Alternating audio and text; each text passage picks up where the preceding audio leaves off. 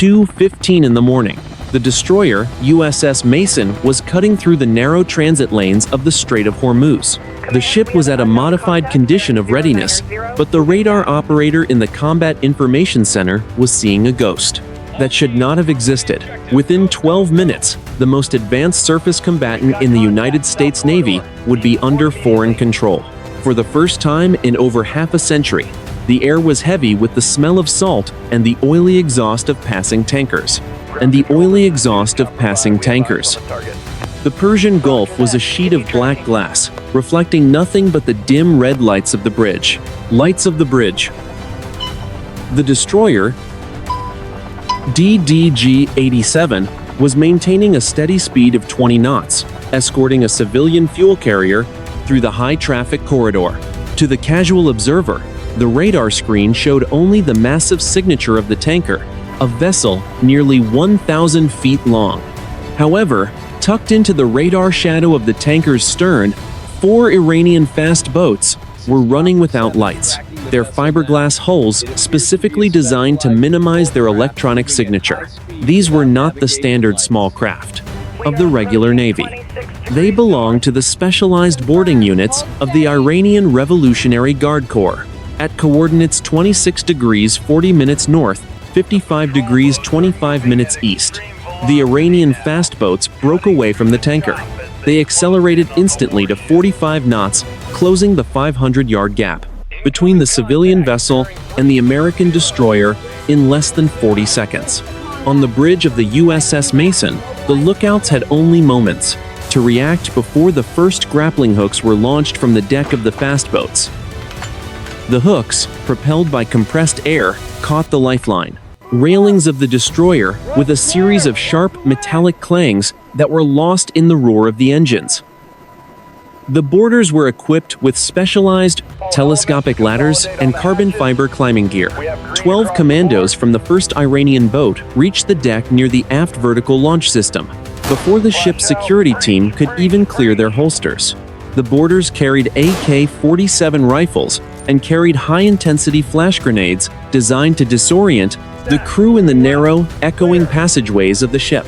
They moved with a level of coordination that suggested months of training on a full-scale mock-up of an Arleigh Burke-class destroyer. The commanding officer of the USS Mason was in his cabin when the first alarm sounded. It was not the general quarters siren, but the rapid, staccato bursts of the anti-terrorism alert. By the time he reached the door to the passageway, 2 Iranian commandos had already seized the entrance to the ship's office, cutting off the path to the armory. The intruders were wearing dark maritime camouflage and night vision optics, giving them a lethal advantage in the dim, red-lit interior of the ship during the early morning hours. On the flight deck, a second wave of 10 commandos moved toward the helicopter hangar.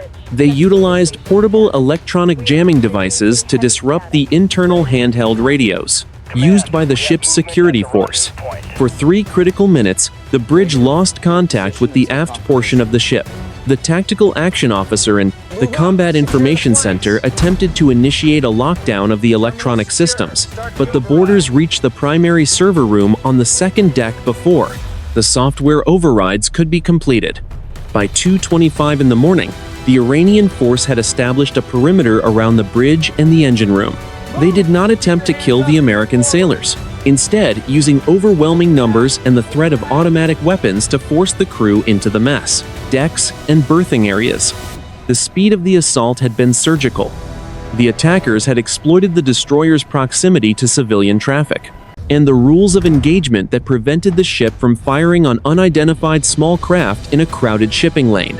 At 2:27, the senior Iranian officer entered the bridge.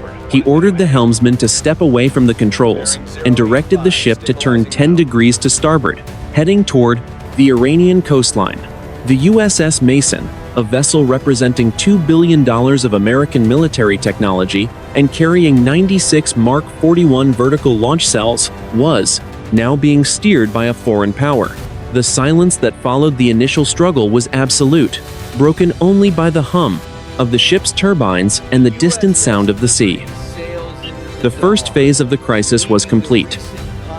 But 500 miles to the south, the American response was already in motion, 2:30 in the morning. Naval Support Activity, Bahrain.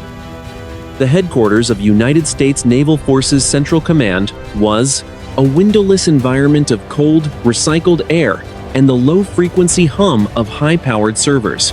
In the Maritime Operations Center, the blue glow of a dozen wall-sized monitors illuminated the faces of 40 watchstanders. The air smelled of ozone and stale coffee. This was the nerve center for all American naval operations in the Middle East. And at this moment, the tactical display for the Strait of Hormuz was flashing a steady, rhythmic crimson. The watch officer, a commander with 15 years of surface warfare experience, leaned forward until his chest almost touched the console. The track for the destroyer USS Mason, designated as DDG-87, had just turned sharp right. It was no longer following the deep-water shipping lane. It was heading directly toward the Iranian territorial waters surrounding Qeshm Island. Simultaneously, the ship's automated identification system had gone dark. The encrypted satellite data link, which usually streamed thousands of data points per second from the ship's Aegis combat system, had been severed. Within 90 seconds, the watch officer had initiated a flash priority message to the commander of the Fifth Fleet. The protocol for a lost link event was specific, but the combination of a sudden course change toward hostile shores and a total communications blackout suggested only one possibility. The United States Navy had just lost a frontline destroyer. The gravity of the situation pressed down on the room like a physical weight. Every sailor in the operations center knew that the USS Mason carried a crew of 330 personnel and a vertical launch system packed with Tomahawk cruise missiles and sophisticated interceptors. 400 miles to the south, at a secure compound near the coast of Oman, the silence of the desert night was shattered by the high-pitched whine of turbine engines. This was the forward deployment site for a specialized squadron of SEAL Team 6, the nation's premier maritime counter-terrorism unit. They had been in the region for a scheduled exercise, but their status had been upgraded to 15-minute strip alert the moment the USS Mason entered the strait.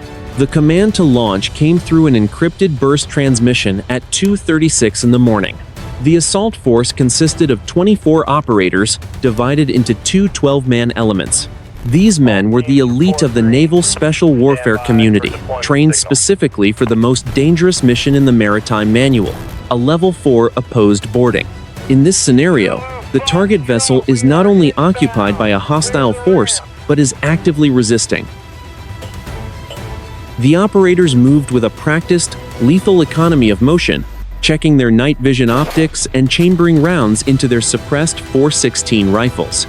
The smell of jet fuel and gun oil hung thick in the warm desert air as they boarded two MH-60 Sierra helicopters.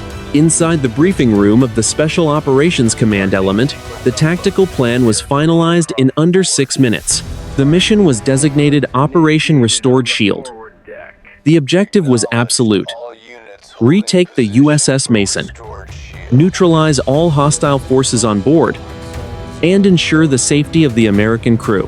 There was no room for negotiation or delay. If the destroyer reached the 12-mile limit of Iranian territorial waters, a military recovery would become a geopolitical catastrophe. The Mason was currently 14 miles from that line, moving at 22 knots. The clock was the primary enemy. The commander of the Fifth Fleet authorized the use of all necessary force. This was the executive order that moved the mission from a rescue attempt to a kinetic assault. The two MH-60 Sierra helicopters, operated by the 16th Special Operations Aviation Regiment, lifted off at 2:42 in the morning. They flew in a staggered trail formation, staying less than 50 feet above the wave tops to avoid detection by Iranian shore-based radar. The pilots used terrain-following radar and infrared sensors to navigate the pitch-black corridor of the Gulf. Inside the lead helicopter, the SEAL mission commander adjusted his headset.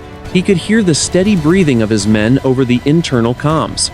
They were flying into a situation with zero intelligence on the exact location of the crew, or the number of boarders. They knew only that a $2 billion warship was being steered toward an enemy port, and that they were the only force capable of stopping it. The vibration of the rotors pulsed through the floorboards, a rhythmic reminder of the speed at which they were closing the distance. The Strait of Hormuz waited ahead, a black expanse of water where the rules of international law had been traded for the cold reality of steel and fire. 2:48 in the morning. Above the dark expanse of the Persian Gulf, two MH-60 Sierra helicopters were ghosts in the night. The pilots, belonging to the 16th Special Operations Aviation Regiment, held their aircraft just 30 feet above the cresting waves. This low-altitude flight profile, known as flying nap of the Earth over water, was designed to keep the helicopters beneath the radar lobes of the Iranian coastal batteries on Qeshm Island. The air rushing through the open cabin doors was cold and carried the stinging spray of salt water mixed with the sharp, chemical scent of burned kerosene from the turbine engines. Inside the lead helicopter, 12 operators from SEAL Team 6 sat in 2 rows, facing outward. The interior was bathed in the dim, ghostly green glow of their helmet-mounted night vision optics. Each man was a silhouette of high-tech gear. Maritime assault suits, buoyant body armor, and suppressed .416 rifles held tightly against their chests. The only sound was the rhythmic, deafening thrum of the 4-bladed main rotor and the occasional click of a radio handset. They were now exactly 8 minutes from the target. The mission commander, a lieutenant commander with 3 combat tours in the Middle East, looked at the ruggedized tablet mounted to his forearm. The blue icon, representing the USS Mason, was moving steadily toward the 12-mile limit that marked the beginning of Iranian territorial waters. According to the latest satellite telemetry, the destroyer was at coordinates 26 degrees 42 minutes north, 55 degrees 34 minutes east. It was moving at 22 knots. At its current heading, the ship would cross the invisible line into sovereign Iranian territory in less than 15 minutes. Once it crossed that line, the legal and military risks of a recovery operation would escalate into the realm of international warfare. The pilots utilized the AN/AAQ-29 forward-looking infrared sensor to scan the horizon. On their multifunction displays, the heat signature of the USS Mason began to resolve. Even from 6 miles away, the ship was unmistakable. It was a jagged, gray mountain of steel carved by stealth angles, but to the infrared cameras, it glowed with the heat of its massive gas turbine engines and the internal electronics of the Aegis weapon system. Black smoke trailed from the funnels, indicating the Iranian boarders were pushing the turbines to their limit. 5 minutes to time on target, the pilot's voice crackled through the intercom. Wind is out of the northeast at 15 knots. Sea state is 2. We have a clear deck on the fantail, but we are seeing movement near the helicopter hangar. At least 4 individuals with long guns. The SEAL mission commander keyed his radio. Acknowledged.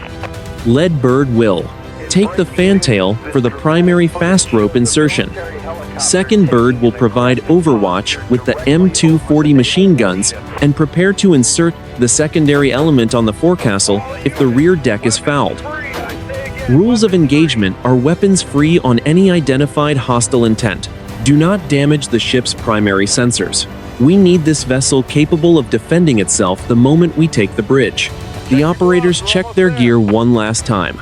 They adjusted the fast rope gloves over their tactical mitts and ensured their secondary weapons were secured. The tension in the cabin was a physical presence, but it was a controlled tension, the focus of professionals who had performed this exact maneuver hundreds of times in training. They knew the layout of the USS Mason by heart. They knew every ladder well, every watertight door, and every blind spot in the ship's internal security camera network. As the helicopters closed to within 2 miles, the pilots flared the nose of the aircraft upward to bleed off speed. The MH-60 Sierra helicopters began to rise, climbing to 20%, 75 feet, to clear the turbulence created by the ship's wake. Below them, the white water churned by the destroyer's twin screws looked like boiling milk against the Black Sea.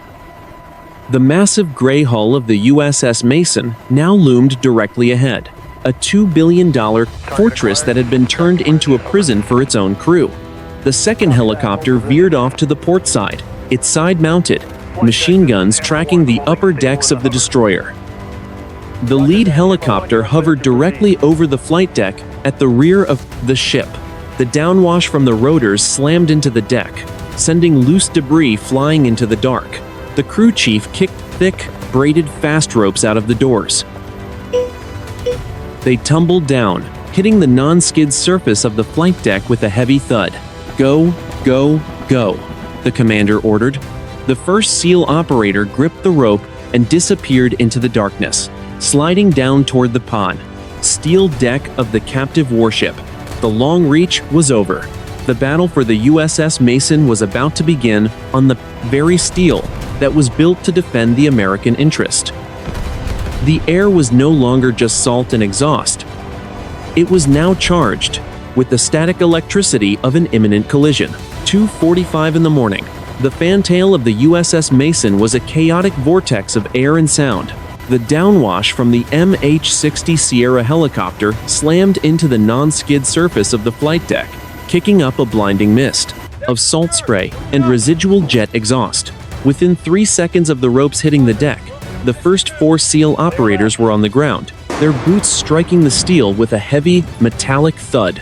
They unclipped from the thick, braided nylon and moved instantly into a defensive semicircle, their .416 rifles raised and scanning the dark recesses of the helicopter hangar. The insertion was a masterpiece of vertical entry tactics. 12 operators descended 40 feet of rope in less than 15 seconds, a blur of shadow and high-tech equipment against the black sky. The second helicopter, hovering 50 yards off the port quarter, provided overwatch. The door gunner on the second MH-60 Sierra peered through, his night vision goggles, his thumb resting on the spade grips of the M240 machine gun. Below him, the emerald green world of the infrared spectrum revealed 3 Iranian commandos emerging from the starboard hangar door, carrying AK-47 rifles at the ready. "Contact, starboard hangar bay." The door gunner's voice was calm, transmitted through the encrypted network. 3 hostiles moving toward the insertion point. The SEAL point man on the deck did not wait for the Iranians to fire. He activated his infrared aiming laser, a beam invisible to the naked eye, but appearing as a solid line of white light through his night vision optics. He placed the dot on the lead commando's chest and squeezed the trigger of his .416 rifle. 3 suppressed shots, short, metallic coughs hit the Iranian border in the center of his body armor, the kinetic force knocking him backward against the steel bulkhead. The other 2 Iranians dived for cover behind a parked tractor used for moving aircraft, their boots skidding on the wet deck. The air on the fantail smelled of ozone, burnt rope, and the sharp chemical bite of the sea. The SEALs moved with a synchronized fluidity that bypassed the need for verbal commands. 6 men pushed forward toward the hangar, leapfrogging in pairs, while the remaining 6 established a rear security element to prevent any counterattack from the lower decks or the sea-level boarding stations. The noise of the destroyer's own engines, a deep and rhythmic thrumming, vibrated through the soles of their boots, reminding them that the ship was still under Iranian power and moving toward hostile waters. The Iranian boarders on the flight deck were caught between the precision of the ground team and the overwhelming fire support of the orbiting helicopter. As the 2 remaining Iranians behind the tractor attempted to level their weapons, the Overwatch helicopter shifted its position, the pilot banking the aircraft to give the door gunner a clear line of sight. A 5-round burst from the M240 machine gun chewed into the steel of the tractor, the heavy rounds sending sparks flying in every direction and forcing the Iranians to press their faces into the deck. "Flight deck is 70% secure," the mission commander reported, as he hit the deck, the last man down the rope. "We are establishing the bridgehead now. Element 1 is moving to the hangar. Element 2 is preparing to breach the aft superstructure. Time is 2:48 in the morning." The tactical situation was critical. While the SEALs had successfully established a presence on the rear of the ship, they were still over 300 feet away from the bridge. Between them lay a labyrinth of narrow corridors, heavy watertight doors, and dozens of potential ambush points. The Iranian command element on the bridge had likely seen the insertion on the ship's internal security cameras and would be preparing a desperate defense. The SEALs reached the threshold of the hangar. The interior, a cavernous space filled with the smell of hydraulic fluid and salt. They transitioned from the open, wind-swept deck into the enclosed, claustrophobic environment of the ship's interior. Each man checked his ammunition and adjusted his optics. The temperature inside the hangar was 10 degrees higher than on the deck, trapped heat from the ship's internal systems creating a humid, heavy atmosphere. The mission moved into its most dangerous phase: the internal clearance. Every step forward was a calculated risk. The operators knew that the Iranian boarders were not just fighting for a ship, they were fighting for a strategic prize that could change the balance of power in the Gulf. The SEALs moved into the first interior passageway, their silhouettes disappearing into the red-lit gloom of the USS Mason. The steel walls of the destroyer, built to withstand the impact of anti-ship missiles, now acted as a resonating chamber for the sounds of a close-quarters battle that was only just beginning. 2:49 in the morning. The flight deck of the USS Mason was a chaotic vortex of air and sound. The 12 operators of SEAL Team 6 had less than 4 minutes to transform the exposed fantail into a secure landing zone for the second wave of reinforcements. If the Iranian commandos managed to seal the heavy steel hangar doors from the inside, the assault force would be trapped on the open deck with no cover from the forward superstructure. The air was a thick mixture of salt spray and the acrid stink of burnt propellant from the initial skirmish. The non-skid surface of the deck was slick and vibrating, with the massive power of the ship's twin propeller shafts currently driving the vessel at 22 knots toward the Iranian coast. The mission commander directed the first fire team to move toward the starboard hangar bay opening, while the second team provided suppressing fire from the port side. The Iranian defenders had retreated into the darkness of the hangar, using the shadows of a parked MH-60 Sierra helicopter, the ship's own organic aircraft, as a makeshift fortress. As the SEALs advanced, the Iranians opened fire with 2 AK-47 rifles, the muzzle flashes appearing as blinding white bursts through the American night vision optics. The rounds sparked off the steel deck, sending jagged fragments of copper and lead whistling through the air at supersonic speeds. At coordinates 26 degrees, 43 minutes north, 55 degrees, 36 minutes east, the tactical situation reached a critical pivot point.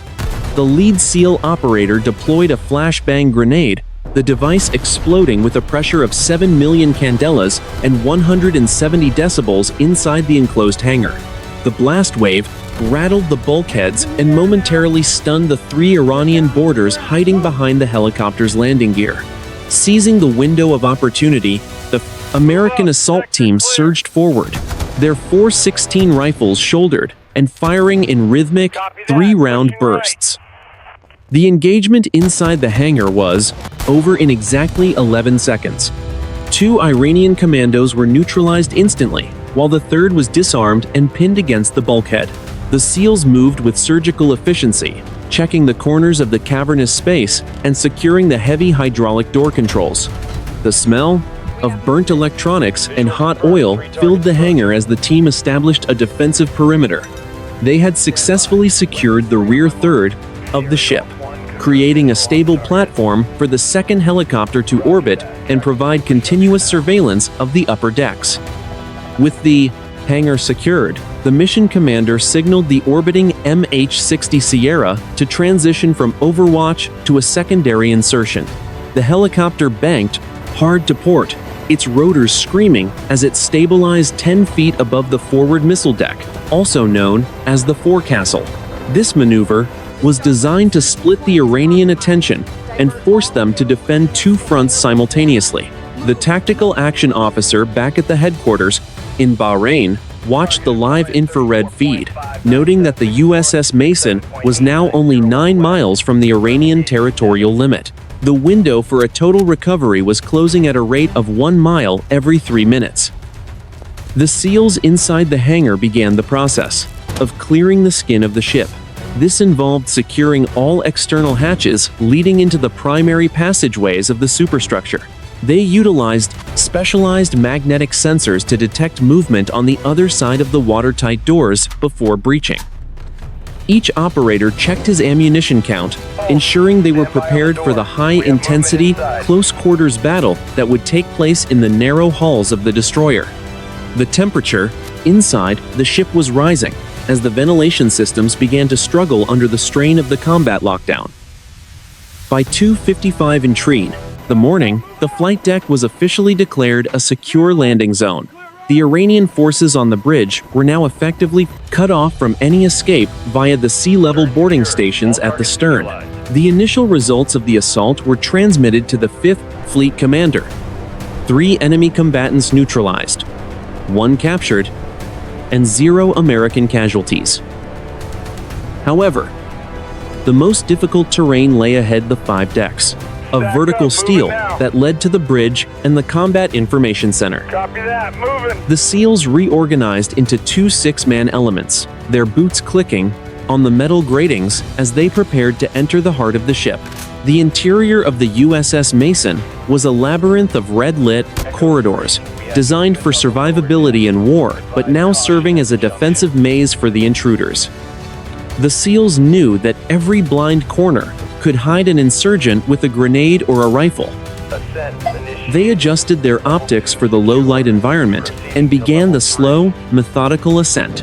The silence in the hangar was absolute now that the helicopters had moved forward, leaving only the deep, stomach-churning vibration of the ship's massive turbines pushing them ever closer to the Iranian coastline. 2:56 in the morning. The narrow interior passageways of the USS Mason were a pressurized environment of dim red light and recycling air. The 12 operators of the assault team had split into 2 6-man elements, designated Alpha and Bravo, to begin the methodical clearance of the ship's primary superstructure. They moved with a predatory silence, their boots making no sound on the perforated steel deck plating. The air inside the ship was heavy, carrying the lingering smell of old grease, hydraulic fluid, and the sharp ozone scent of high-powered electronics. Every few seconds, the massive hull of the destroyer shuddered as it slammed into a 3-meter swell, a reminder that the vessel was still under foreign control and racing toward the Iranian coast.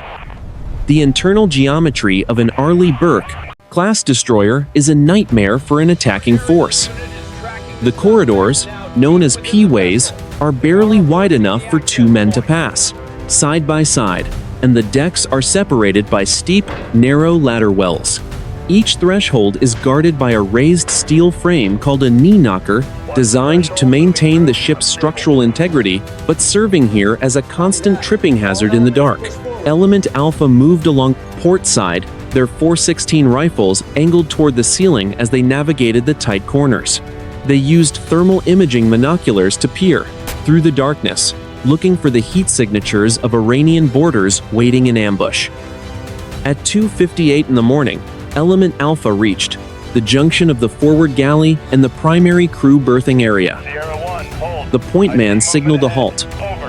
His thermal optic had detected a heat bloom radiating from behind a heavy, watertight door 30 feet ahead. The door was slightly ajar, a tactical error by the Iranian occupiers. The SEAL mission commander, moving with Element Bravo on the starboard side, received the update through his bone conduction headset. He ordered a coordinated breach to prevent the boarders from retreating further into the ship's engineering spaces. The breach was executed with surgical precision. One operator placed a miniature fiber optic camera through the gap in the door, confirming the presence of 2 Iranian commandos armed with AK-47 rifles. The Iranians were positioned behind a stack of metal food crates, their attention focused on the ladder well leading up to the bridge. They were unaware that the American assault team had already bypassed the lower security stations. At the commander's signal, a SEAL operator tossed a low-intensity flash distraction device into the room. The muffled pop was followed by a wash of white light that bleached out the red-lit interior for a fraction of a second.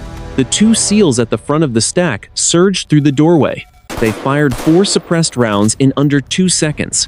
The Iranian boarders were neutralized before they could level their weapons, their bodies collapsing silently onto the deck. The smell of burnt powder and ionized air filled the galley as the team moved past the fallen men, not stopping to inspect the damage.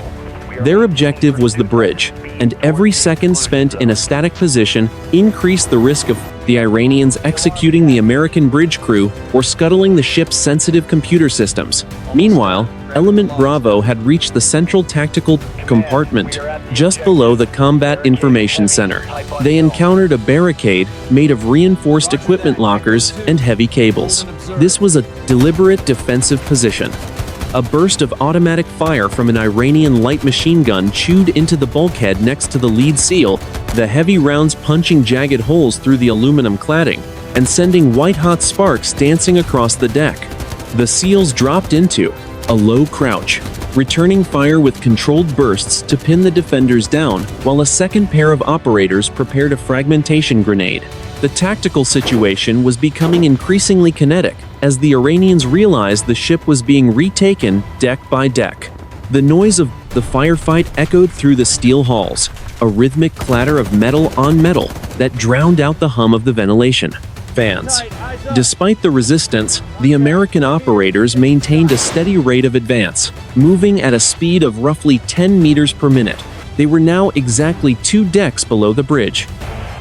The mission commander checked his watch. It was 3 minutes past 3 in the morning. The USS Mason was now only 7 miles from the Iranian territorial line, and the speed of the vessel had increased to 24 knots. The air in the passageways was now thick with the gray haze of gun smoke and the acrid stink of scorched paint. The SEALs transitioned from the galley into the main trunk of the forward superstructure, where the ladder wells became steeper and the corners more frequent. They were entering the steel labyrinth, the most complex part of the ship's interior, where the command and control systems were concentrated. Every hatch they passed had to be checked and cleared, a grueling process that required absolute focus and physical endurance. The battle for the USS Mason was no longer a distant tactical problem for the Fifth Fleet. It was a desperate, room-to-room struggle for the soul of the ship. 3:05 in the morning, the final ladder well leading to the bridge of the destroyer, USS Mason, was a vertical throat of cold steel and flickering red shadows. The 12 operators of SEAL Team 6 were now split into 2 stacks, hovering just outside the heavy watertight hatches that sealed the nerve center of the warship from the rest of the superstructure.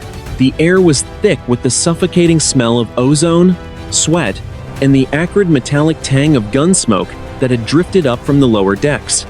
The deep, rhythmic thrum of the 4 gas turbine engines vibrated through the bulkheads, a constant reminder that the ship was still hurtling toward the 12-mile limit at 24 knots. At coordinates 26 degrees 44 minutes north, 55 degrees 38 minutes east, the destroyer was now exactly 6 miles from Iranian territorial waters. On the other side of the bridge hatch, the Iranian command element was likely monitoring the ship's radar and internal security feeds. The SEAL mission commander signaled for the primary breach. One operator placed a specialized linear cutting charge against the dogs of the hatch, the orange glow of the thermal igniter reflecting off his ballistic visor for a split second before the world turned into a white-hot furnace of kinetic energy. The trigger was squeezed. The breaching charge erupted with a localized, high-pressure blast that punched the heavy steel hatch off its hinges and sent it slamming into the interior of the bridge with a sound that cracked eardrums. A white-hot fireball bleached the red-lit room into a blinding gray void for 3 full seconds. The heat blast washed across the faces of the operators as they surged through the opening, the pressure wave compressing every chest in the compartment. They were met instantly by a desperate spray of automatic fire from 2 Iranian commandos, positioned behind the navigator's console. The lead SEAL operator did not hesitate. His .416 rifle screamed as he fired a controlled burst. The 5.56mm rounds punched straight through the light aluminum casing of the console, shattering the glass of the multifunction displays into 10,000 glittering shards. One round drove into the chest of the lead Iranian officer, the kinetic force lifting him off his feet and slamming him against the forward reinforced windows. The second Iranian attempted to pull the pin on a fragmentation grenade, but a 3-round burst from the seal point man severed his radial artery and shredded his shoulder. The grenade dropped harmlessly to the deck, the pin still intact, as the man collapsed into a heap of dark camouflage and blood.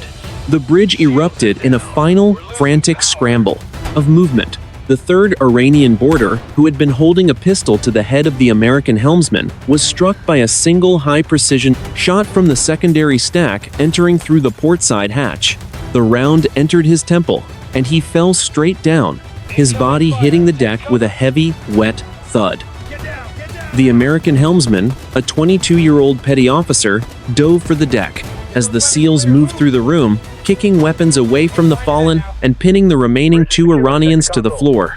With the weight of their combat boots and the muzzles of their rifles, black smoke rose from the shattered electronics of the navigation suite, the smell of burning plastic and ionized air filling the bridge.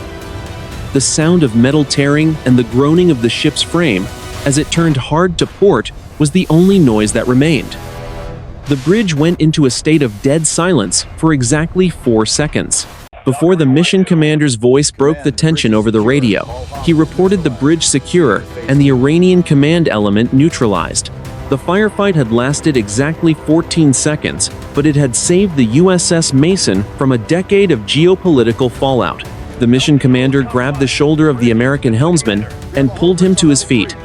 "Take the wheel," he ordered, his voice a low growl through the plastic of his headset. "Turn this ship south! Now!" The petty officer, his hands shaking, but his eyes fixed on the horizon, gripped the steering controls. He fought the resistance of the hydraulic system, which had been damaged by the gunfire, and began the slow process of wrenching the 9,000-ton destroyer away from the Iranian coast. Outside the bridge windows, the black water of the Gulf churned into a white froth as the twin rudders bit into the sea. The heat from the breach was still radiating from the bulkheads, and the air was a hazy fog of gray smoke and salt. The bridge was ours, but the ship was not yet safe. Below them, in the dark, grease-stained depths of the engineering spaces, the remaining Iranian boarders were still holding the heart of the ship's power. If they could not be cleared before they reached the fuel manifolds, the victory on the bridge would be a hollow one. 3:10 in the morning. Deep within the steel bowels of the USS Mason, the temperature had climbed to a staggering 110 degrees Fahrenheit. Element Bravo, the 6-man secondary assault team, was descending the final vertical ladder well toward main machinery room number 1. The air here was a suffocating soup of atomized diesel fuel, hot lubricating oil, and the deep, chest-thumping roar of the 4 General Electric LM-2500 gas turbines. This was the heart of the ship, the source of the 75,000 shaft horsepower currently pushing the 9,000-ton destroyer through the black waters of the Gulf. The Iranian boarders had retreated to this subterranean fortress as a final act of desperation. 3 commandos were positioned behind the primary fuel manifold, a complex network of high-pressure pipes that fed the turbines. They had rigged a small block of plastic explosive to the main fuel line. If detonated, the resulting fire would not only disable the ship, but would likely turn the engineering spaces into a pressurized incinerator, killing everyone below the waterline. The SEALs were now moving through a narrow walkway of steel grating, with the massive, spinning turbine housings only inches from their shoulders. At coordinates 26 degrees, 43 minutes north, 55 degrees, 35 minutes east, the tactical environment reached its most volatile state. The SEAL point man activated his high-output tactical light, the white beam cutting through the haze of oil mist to reveal the lead Iranian commando, reaching for a remote detonator. There was no room for a secondary breach or a flashbang grenade in a room filled with volatile fuel vapors. The engagement had to be instantaneous and precise. The trigger was squeezed.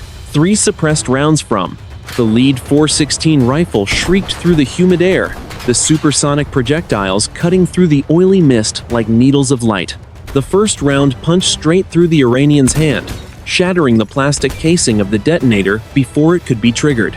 The second and third rounds drove into the commando's chest, the kinetic energy slamming him backward into a heavy steel bulkhead. The impact was so violent that it severed a small hydraulic line behind him, spraying a mist of red fluid across the deck that looked like blood in the dim, flickering emergency lights. The remaining 2 Iranian boarders reacted with panicked, undisciplined fire. They sprayed their AK-47 rifles toward the metal walkway, the 76 2mm rounds sparking off the steel, gratings, and ricocheting wildly into the overhead cable runs. One round punched through a high-pressure steam line, and a jet of superheated white vapor erupted into the room with a deafening, high-pitched scream. The defenders scrambled backward, shielding their faces from the searing heat of the steam, their boots slipping on the oil-slicked floor. The SEALs capitalized on the chaos of the ruptured line. They moved through the white cloud of steam, their thermal optics allowing them to see the heat signatures of the Iranians even as the room filled with vapor. They fired 2 synchronized bursts. Both remaining boarders were neutralized instantly, their bodies falling into the bilge area below the deck plates. The sound of the gunfire was almost entirely swallowed by the roar of the turbines and the screaming of the broken steam pipe. "Engine room secure," the team leader reported, his voice strained by the intense heat and the physical exertion of the descent. "Fuel manifolds are intact. We have a steam leak on the number 2 turbine, but the ship's internal damage control team can handle it. All hostiles in the machinery spaces have been neutralized." The immediate aftermath was a scene of industrial carnage. Black smoke from the electronics damaged by the stray Iranian rounds mixed with the white steam, creating a thick, choking atmosphere. The smell of hot metal and scorched paint was overwhelming. The SEALs immediately began the process of safing the explosive charges found on the fuel lines, their hands steady, despite the sweat pouring down their faces. Below them, the massive shafts continued to spin, but the rhythm of the ship had changed. The vibration was now steady and controlled as the bridge crew maintained their new course toward the south. By 3:20 in the morning, the lower decks were under full American control. The Iranian attempt to scuttle the vessel had failed by a margin of less than 2 seconds. The engineering team from the USS Mason's regular crew was released from the mess decks and escorted back to their stations under SEAL protection. As they began the urgent task of repairing the steam leak and stabilizing the turbines, the realization began to sink in. The destroyer was no longer a prize of war.